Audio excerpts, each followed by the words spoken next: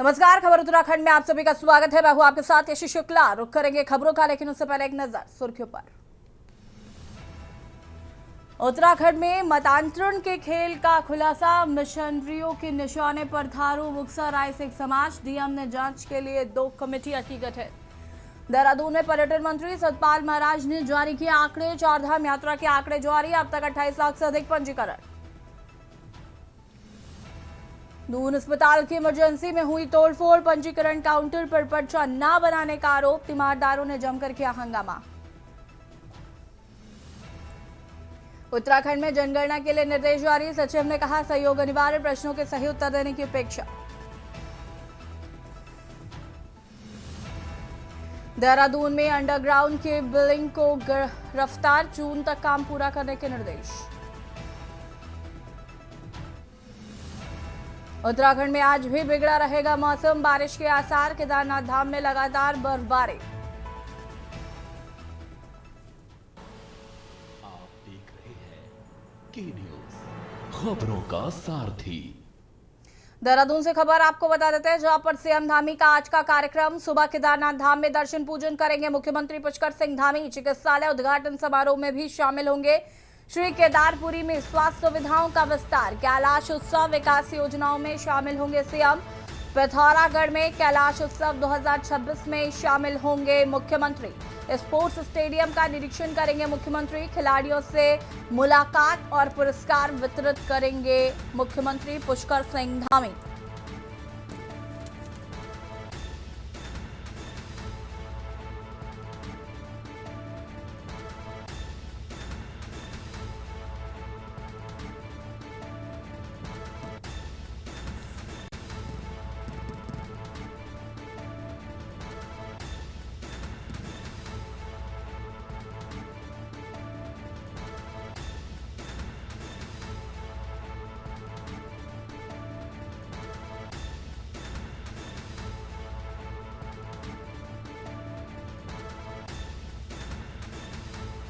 श्री केदारपुरी में स्वास्थ्य सुविधाओं का विस्तार।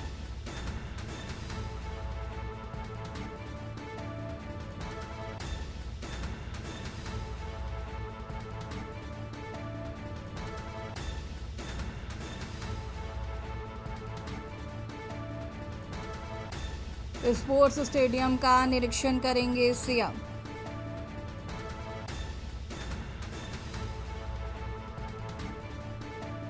देहरादून से खबर, सीएम धामी का आज का कार्यक्रम।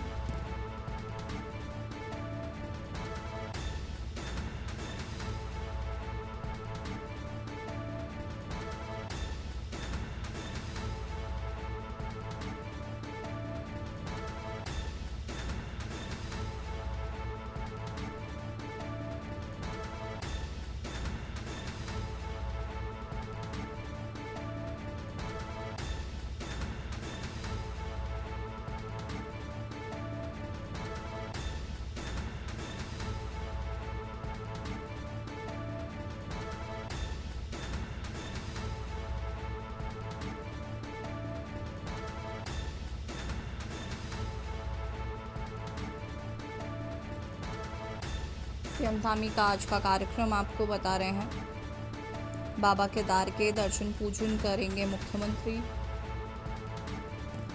चिकित्सालय उद्घाटन समारोह में होंगे शामिल।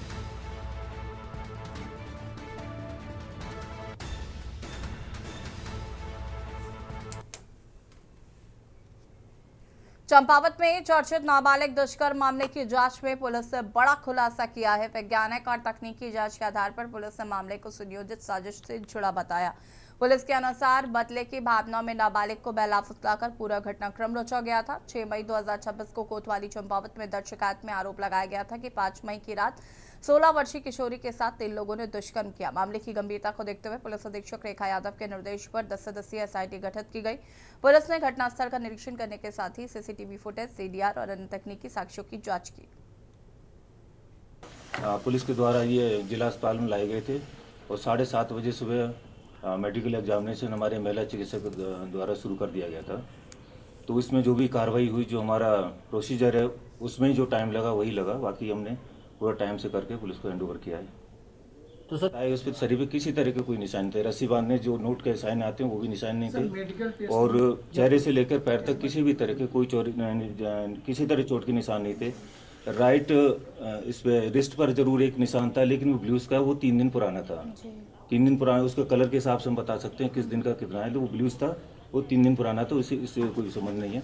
इस तरह पूरे शरीर पे किसी तरह के चोट का स्ट्रगल के निशान नहीं थे। कल जनपद चंपावत के कोतवाली चंपावत क्षेत्र अंतर्गत एक दुर्भत्स घटना की जानकारी हमें प्राप्त हुई, जिस पर तत्काल संज्ञान लेते हुए पीड़िता के पिता की तहरीर के आधार पर हमारे द्वारा अभियोग पंजीकरण की कार्रवाई की गई। अभियोग पंजीकरण करने के उपरांत हमारे द्वारा मौके का मुआयना करते हुए घटनास्थल पर RFSL रुद्रपुर की टीम को बुलाया गया। वहाँ पर वैज्ञानिक तौर पर साक्ष्य संकलन की कार्रवाई की गई। साथ ही जिला चिकित्सालय ले जाकर पीड़िता का मेडिकल परीक्षण कराया गया। वह मेडिकल परीक्षण के बारे में जो भी हमारी रिपोर्ट में आया है उसके बारे में CMO साहब आपको ब्रीफ करेंगे। इसके अतिरिक्त हमारे द्वारा जो टेक्निकल व मैनुअल इनपुट्स गैदर करने के लिए क्षेत्राधिकारी चंपावत के पर्यवेक्षण में 10 सदस्यीय SIT टीम का गठन किया गया। इस टीम को सभी प्रकार के साक्ष्य एकत्रित करने के लिए हमारे द्वारा क्षेत्र में मामूर किया गया।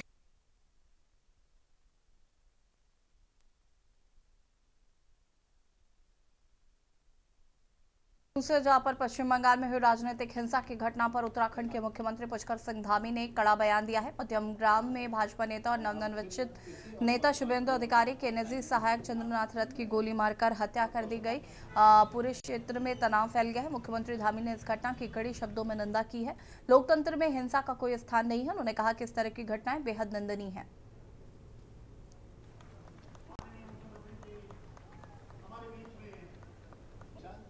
सुरक्षित है। भविष्य में इससे आपकी आय, आपकी समृद्धि बढ़ेगी। मैं इस कार्यक्रम में आप सबका पुनः स्वागत करता हूँ। लोग हमारे में आए और अब फिर कृषि और पशुपालक दोनों का बहुत टाइम से हम देखते हैं आपसी समन्वय है। और पशुपालन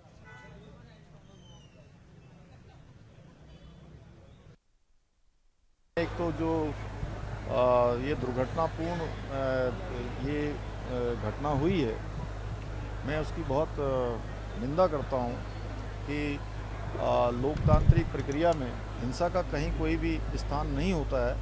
और ये इस प्रकार का जो माहौल बनाने का वहाँ पर प्रयास हो रहा है, ये उनकी हताशा और निराशा का परिणाम है। जनता द्वारा उनको बाहर का रास्ता दिखा दिया गया है। लेकिन मैं समझता हूँ आने वाले समय में बंगाल के अंदर जो डबल इंजन की सरकार बनी है, वो हमारे प्रधानमंत्री मोदी जी के नेतृत्व में सुशासन स्थापित करेगी, गरीब कल्याण की योजनाओं को आगे बढ़ाएगी। खबर देहरादून से है, जहां पर कैबिनेट मंत्री सतपाल महाराज ने 5 राज्यों के चुनाव नतीजों पर प्रतिक्रिया देते हुए इसे प्रधानमंत्री नरेंद्र मोदी की नीतियों की जीत बताया है। उन्होंने भाजपा की ऐतिहासिक सफलता पर कार्यकर्ताओं और शीर्ष नेतृत्व को बधाई दी। सतपाल महाराज ने कहा कि गंगोत्री से गंगा सागर तक भाजपा की विजय हुई है, जो पार्टी के बढ़ते जनाधार को दर्शाता है। उन्होंने प्रधानमंत्री मोदी, गृह मंत्री अमित शाह और राष्ट्रीय अध्यक्ष नितिन नवीन के नेतृत्व को इस जीत का मुख्य आधार बताया।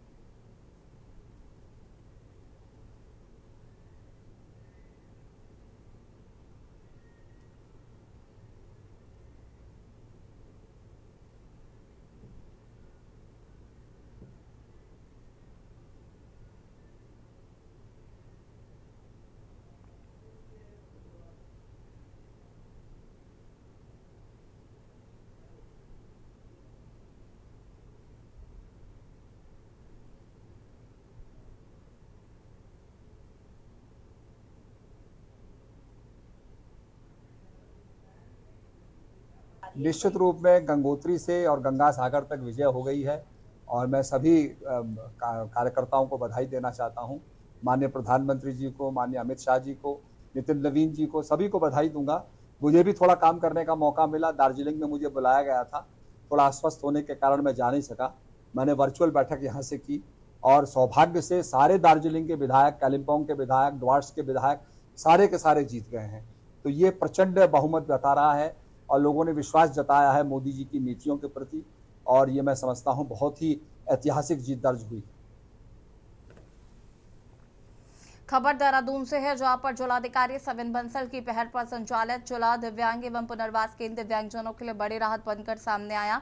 कार्जन रोड स्थित गांधी शताब्दी जिला चिकित्सालय में चल रहे इस केंद्र के माध्यम से दिव्यांगजनों को प्रमाण पत्र और यूडीआईडी कार्ड की सुविधा आसानी से मिल रही है। जिला समाज कल्याण विभाग के अनुसार अस्पताल में प्रत्येक बुधवार को स्वास्थ्य विभाग द्वारा दिव्यांग प्रमाण पत्र बनाए जा रहे हैं। सितंबर 2025 से शुरू हुए डीडीआरसी में अब तक 600 से अधिक यूडीआईडी कार्ड जारी किए जा चुके हैं। इसके अलावा 600 नए दिव्यांग प्रमाण पत्र बनाए गए हैं।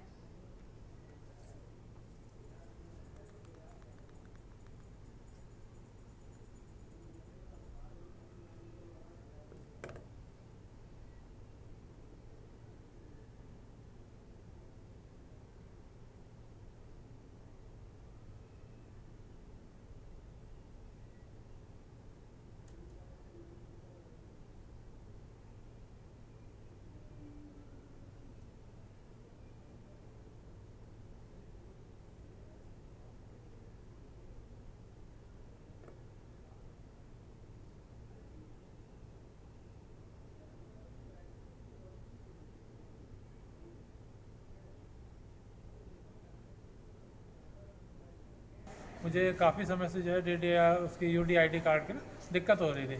फिर मुझे पता लगा कि ये डीडीआरसी में मैं आया, वहाँ जो है काफ़ी हेल्प मुझे मिली और मेरा जो कार्ड है जो परेशानी हो रही थी मुझे वो बना, आज जो है बन गया है। और इसके लिए मैं जो है धामी सरकार का इस सहायता के लिए धन्यवाद। यहाँ जनपद देहरादून में पहली बार डीएम महोदय के और निर्देशों के क्रम में गांधी शताब्दी में हमको 4 कमरे मिले हैं जिला दिव्यांग पुनर्वास केंद्र संचालन के लिए। डीडीआरसी का मुख्य कार्य दिव्यांग लोगों की सहायता करना और राज्य सरकार की और केंद्र सरकार की जितनी भी लाभकारी योजनाएं हैं उनसे उनको लाभान्वित कराना है। हमारे जो दिव्यांगजन हैं उनको फैसिलिटी उपलब्ध कराना, उनको रिहेबिलिटेट करना। और हमारे स्वास्थ्य विभाग का कार्य है कि जो भी लोग आते हैं उनको अगर वो दिव्यांगता की श्रेणी में आते हैं तो सर्टिफिकेट जारी करना। तो उसी क्रम में अब तक हम लगभग 3739 लोगों को जो है वो दिव्यांगता सर्टिफिकेट इसमें जो है जारी कर चुके हैं। और अगर हम रिन्यूअल की बात करें तो 1064 लोगों का हम उसमें रिन्यूअल भी सर्टिफिकेट का उनका कर चुके हैं। तो एवरी वेडनेसडे जैसा आप जानते हैं हमारा कोऑर्डिनेशन गांधी शताब्दी हॉस्पिटल में इसमें बोर्ड हमारा बैठता है और जो भी वर्किंग वेडनेसडे होता है और लोगों को इसमें सेवाएं प्रदान की जाती हैं। खबर देहरादून से, जहां पर पशुपालन मंत्री सौरभ बहुगुणा ने राज्य में गौ संरक्षण गौशालाओं को लेकर सरकार की उपलब्धियों पर विस्तृत जानकारी दी। उन्होंने कहा कि राज्य सरकार गौ संरक्षण के लिए लगातार बेहतर कार्य कर रही है और इस दिशा में उत्तराखंड देश में अग्रणी राज्य में शामिल है। मंत्री ने बताया कि वर्ष 2022 में जब उन्होंने पशुपालन विभाग संभाला था तब गौशालों में प्रति गाय 5 रुपये 72 पैसे की सहायता दी जाती थी, जिसे बढ़ाकर अब 80 रुपये कर दिया गया। उन्होंने दावा किया कि इतनी अधिक सहायता राशि किसी अन्य राज्य सरकार द्वारा नहीं दी जा रही।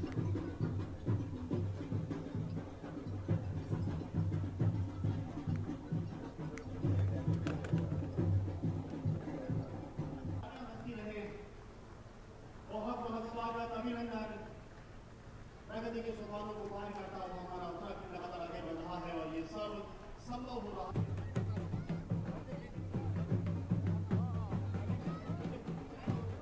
लगातार प्रगति की ओर बढ़ रहे हैं।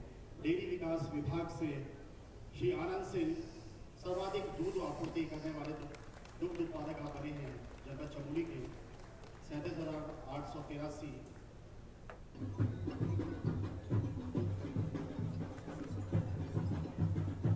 पहली बार पूरे देश की पहली सरकार है जिसने पशुपालन के गौशालाओं के लिए 5 रुपये 75 पैसे 2022 में हमने शुरुआत करी थी। जब मैंने पहली बार ये मंत्रालय संभाला हम गौशालाओं के लिए जो हमारे पशु रहते हैं उनकी देखरेख के लिए 5 रुपये 75 पैसा देते थे। आज उसको हमने बढ़ाकर लगभग 80 रुपये किया है, जो पूरे देश में कोई सरकार नहीं दे रही है, सिर्फ उत्तराखंड सरकार दे रही है। हमने 70 नई गौशालाओं का निराश्रित पशुओं के लिए 70 नई गौशालाओं को बनाने का प्रण दिया है, जिसमें लगभग 19 गौशालाएं हमारी लगभग बनकर तैयार हो चुकी हैं।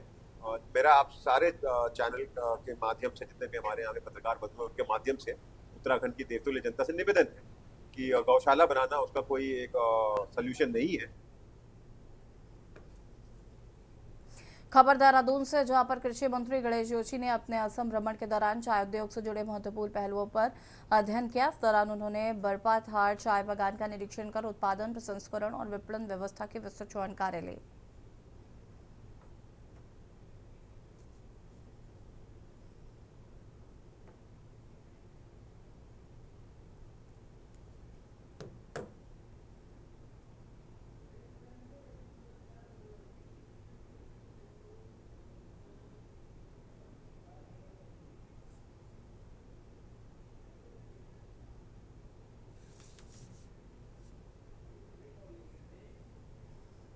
और यहाँ रुकेंगे छोटे से ब्रेक के लिए, जल्द हाजिर होते हैं।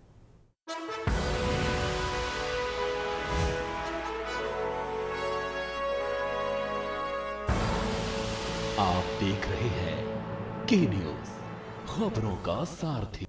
ब्रेक के बाद एक बार फिर से आप सभी का स्वागत है। खबर देहरादून से, जहां उत्तराखंड में मौसम एक बार फिर करवट लेने वाला है। मौसम विभाग के निदेशक डॉक्टर CS तोमर के अनुसार आने वाले कुछ दिनों में प्रदेश के कई हिस्सों में बारिश और तेज हवाओं की संभावना है।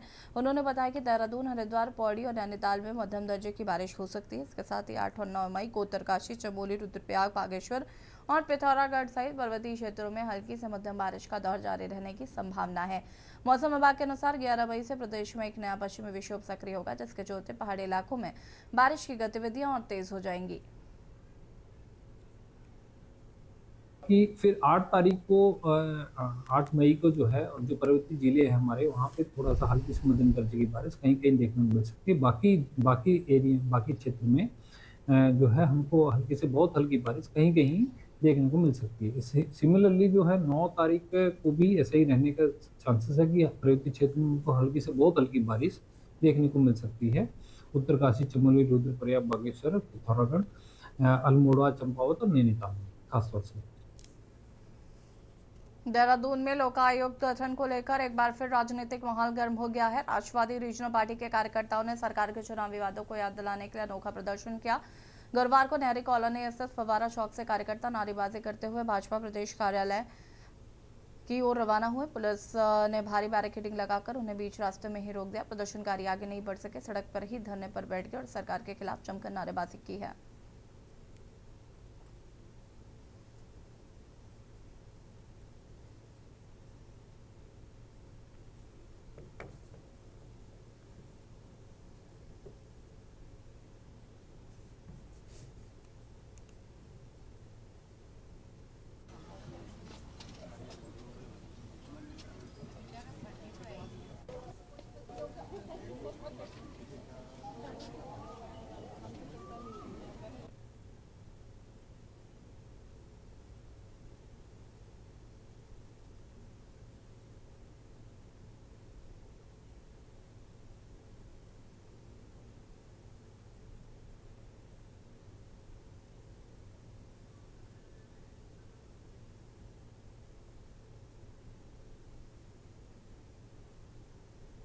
दो 2017 के चुनाव में इससे पहले भारतीय जनता पार्टी ने कहा था कि अगर उत्तराखंड में सरकार में आए तो 100 दिन में लोकायुक्त का गठन करेंगे। लेकिन सरकार में आने के बाद भारतीय जनता पार्टी अपना वादा भूल गई। 2022 में फिर से चुनाव हुए, फिर से सरकार में आई भारतीय जनता पार्टी, लेकिन अपने इस वादे पे भारतीय जनता पार्टी ने अमल नहीं किया। उस वादे को याद दिलाने के लिए आज हमने भारतीय जनता पार्टी के दफ्तर में यहाँ पर कूच किया था और हमने उनको अपने साथ राष्ट्रवादी रीजनल पार्टी के तमाम साथियों ने बादाम लेकर के आए हैं। खबर हल्द्वानी से, जहां पर चंपावत में नाबालिग के साथ हुए सामूहिक दुष्कर्म मामले को लेकर कांग्रेस ने प्रदेश सरकार पर तीखा हमला बोला है। कांग्रेस नेता इंद्रपाल आर्य ने कहा कि भाजपा सरकार सिर्फ महिला सशक्तिकरण के बड़े बड़े दावे करती है, लेकिन जमीनी स्तर पर महिलाओं और बेटियों की सुरक्षा सुनिश्चित करने में पूरी तरीके से विफल साबित हुई है। इंद्रपाल आर्य ने आरोप लगाया है कि उत्तराखंड में लगातार महिलाओं के खिलाफ अपराध बढ़ रहे हैं, लेकिन सरकार प्रभावी और सख्त कार्रवाई करने में समर्थ है।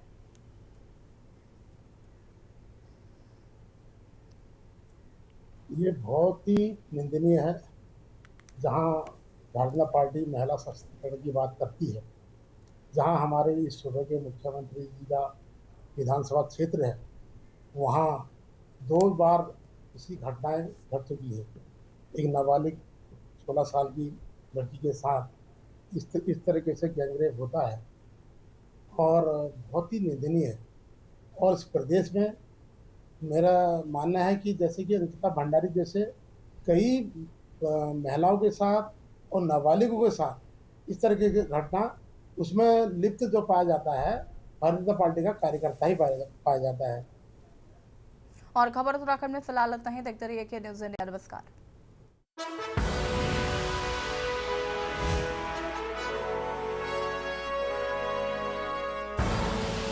आप देख रहे हैं के न्यूज, खबरों का सारथी।